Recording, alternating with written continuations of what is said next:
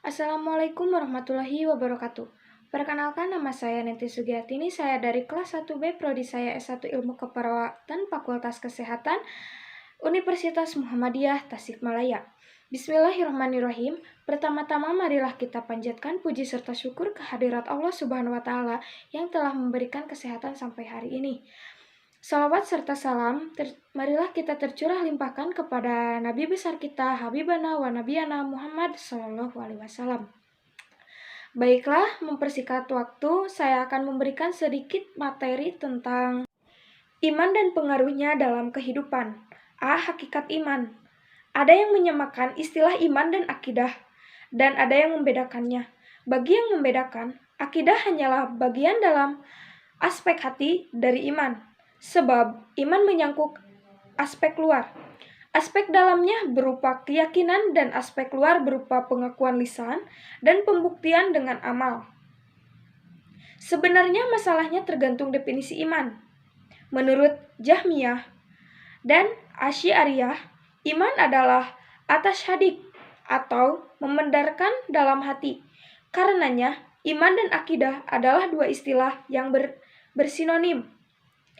Senada dengan ini, pendapat Imam Abu Hanifah yang mengatakan bahwa iman adalah i'tiqad, sedangkan amal adalah bukti iman, tetapi tidak dinamai iman.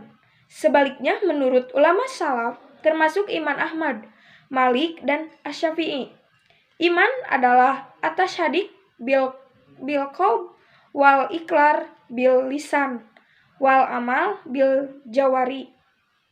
Sesuatu yang diyakini dalam hati, diucapkan dengan lisan dan diamalkan oleh anggota tubuh. Dari itu, iman dan akidah tertentu tidak persis sama. Menurut pendapat Yunahar Ilyas tahun 2001, apabila istilah iman berdiri sendiri, maka yang dimaksud adalah iman yang mencakup dimensi hati, lisan dan amal, seperti yang difirmankan oleh Allah Subhanahu wa taala dalam Quran Surat Al-Mu'minun ayat 1-11. Namun, bila istilah iman dirangkai dengan amal soleh, seperti dalam Quran Surat Al-Asy ayat 3, maka iman berarti i'tiqad atau akidah. Dengan demikian, perbedaan pendapat tentang pengertian iman di atas tidaklah bersifat prinsipil, tetapi hanyalah masalah redaksi. Mereka sepakat bahwa amal adalah bagian yang tidak terpisahkan dari iman. Cuma bedanya, yang pertama memasukkannya dalam pengertian iman, sedangkan yang kedua menjadikan sebagai konsekuensi iman. Selanjutnya, iman, hubungan iman, ilmu, dan amal. Setelah membahas hakikat di atas, selanjutnya tentang makna ilmu. Ilmu atau sains terbagi dua. Pertama, ilmu daharuri. Kedua, ilmu nazhari. Ilmu yang dihasilkan oleh indera dan tidak memerlukan dalil disebut zaruri, sedangkan ilmu yang memerlukan dalil atau pembuktian disebut ilmu nazhari. Terkait dengan ilmu Al-Quran dan hadis memberikan tempat yang begitu mulia. Ada banyak ayat yang menunjukkan hal ini, baik secara tersirat maupun tersurat. Contohnya dalam 5 ayat pertama, Quran Surat Al-Alaq, surat ke-96 menunjukkan perintah Allah terkait sains. Perintah membaca, menelaah, menghimpun pengetahuan dengan kalimat Iqra, Bismi Rabbik, menunjukkan bahwa Al-Quran tidak sekedar untuk membaca, tetapi membaca adalah lambang dari segala yang dilakukan manusia, baik yang sifatnya aktif maupun pasif. Contoh yang lain, tidak sama antara orang-orang yang mengetahui atau berilmu, pengetahuan dengan orang yang tidak berilmu. Pengetahuan Quran Surat Az-Zumar ayat 39, surat ke-9, dan masih banyak ayat tentang ilmu pengetahuan dalam Al-Quran maupun hadis. Dalam menurut ilmu, harus bersungguh-sungguh dan tidak dapat lepas dari iman. Ketika menuntut ilmu pun, iman harus ditingkatkan, diusahakan dengan kuat dan sungguh-sungguh, agar iman meningkatkan naik, tidak meluncur turun. Iman kepada Allah Subhanahu wa taala, risalahnya, dan hari akhir yang tertanam kokoh dalam setiap individu akan membuahkan akhlak terpuji. Iman yang menjadi landasan Dasar tempat bertumpu segenap aktivitas di tengah kehidupan akan melahirkan perilaku mulia dan amal soleh. Iman yang merupakan kebutuhan pokok bagi setiap individu akan mengantarkan kepada pemiliknya untuk mendapatkan ketentraman dan kebahagiaan dalam kehidupan. Iman pula akan membawa siapa yang meyakininya dapat merealisasikan kerjasama, tolong-menolong, dan membangun dalam kehidupan bermasyarakat. Di samping itu, iman dapat melipat gandakan potensi manusia dalam bekerja dan membangun sehingga ia dapat bekerja sekian kali lipat dari energi biasanya. Jika kekuatan imannya telah sampai tingkat yang tinggi, diiringi tekad yang membaja. Lebih lanjut, ilmu mestinya membuatlah amal. Dengan kata lain, mal merupakan bukti dari ilmu. Jangan sampai ilmu yang dimiliki tidak membuahkan apa-apa. Al ilmu bila amalin, kasishijari bila tamarin. Ilmu apabila tidak diamalkan seperti pohon yang tidak berbuah. Sementara itu, amal yang kita lahirkan bukanlah amal yang asal ketemu, tetapi direncanakan dan diselenggarakan berdasarkan ilmu.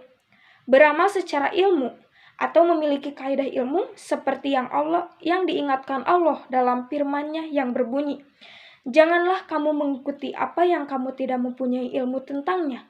Sesungguhnya pendengaran, penglihatan, dan hati semuanya itu akan dimintai pertanggungjawabannya." Ayat tersebut melarang manusia beramal tanpa ilmu.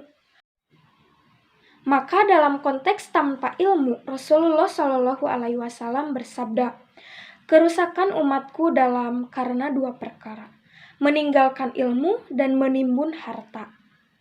Hadis riwayat Bukhari Muslim. Hadis ini menyatakan bahwa orang yang berbuat tanpa ilmu dan orang yang materialis pasti menimbulkan kerusakan. Sedangkan dalam konteks tanpa iman maupun amal, Rasulullah Shallallahu Alaihi Wasallam bersabda, Allah tidak menerima iman tanpa amal perbuatan dan tidak pula menerima amal perbuatan tanpa iman. Hadis riwayat At-Tabrani. Makna berasal dari kata amala, artinya perbuatan.